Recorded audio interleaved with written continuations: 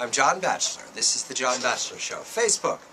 Facebook is not something I'm naturally skilled in, so I count on my brilliant staff, especially Mr. Goodman, to introduce all the intricacies of Facebook, and you know that we have a Facebook page for the show. I learned from Mike Giglio of the Daily Beast that Facebook is new at the idea of the fact that it is the agreed-upon social media for the dissenters, especially in the parts of the world that are most pressed by bad governance. We see the example in Egypt.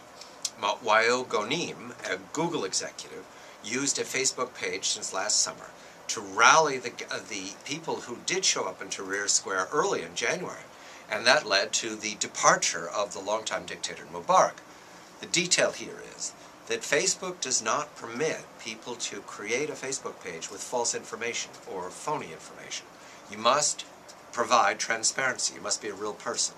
Wael Ghonim concerned himself with the fact that if he provided too much information, or in some way the cyber warriors in Egypt or hired warriors out of China were able to discover who he would suffer, his family might suffer, there might be penalty. Remember, he was going up against a regime that had been in power for more than 30 years. It turns out that Facebook is very uncomfortable with the idea of permitting a filter or a screen or shadows to be dropped in front of people, especially dissenters. They know about this problem.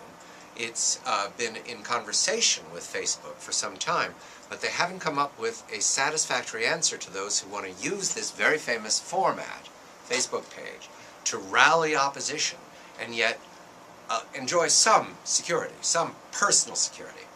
The workaround provided to Wael Ghonim, we hear from Richard Allen, who's an executive for Facebook in London, was to hand off the administration to a young woman, an Egyptian American living in America, where she had security, law and order. She handled the administration part, gave her password to Wael Ghonim and the others participating in the social media in Egypt, and they continued to organize and use the page successfully.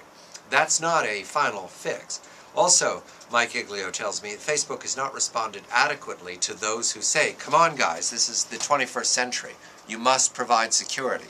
Find a successful way for people to use the Facebook page, provide security for themselves and their families, and still be successful opposing the all-powerful dictators we know are around the world. I'm John Batchelor. This is the John Batchelor page. Yes, I have a Facebook page for the show, and we provide complete transparency and security. But then again, I'm not threatened by a dictator tonight. Good day.